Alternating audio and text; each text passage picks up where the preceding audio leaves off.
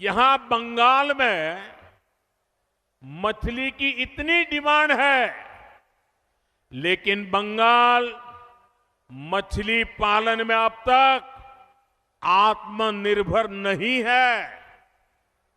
आज भी बंगाल अपनी जरूरत के लिए मछली दूसरे राज्यों से मंगानी पड़ती है।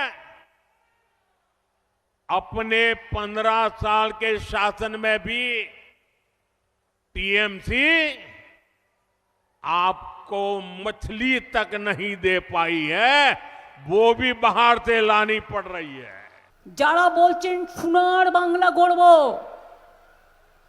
আজকে তারা নাকি হলদিয়াতে গিয়ে বলেছেন বাংলায় নাকি মাছ উৎপাদন হয় না।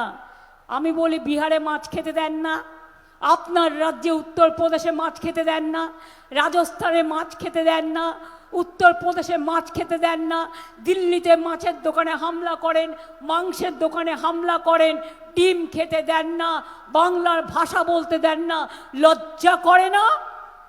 বাংলায় এসে মাছ উৎপাদন দেখাচ্ছেন আমাদের, শেখাচ্ছেন আমাদের।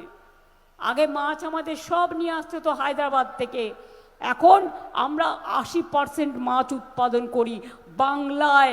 মনে রাখবেন আমাদের মৎস্যজীবীরা।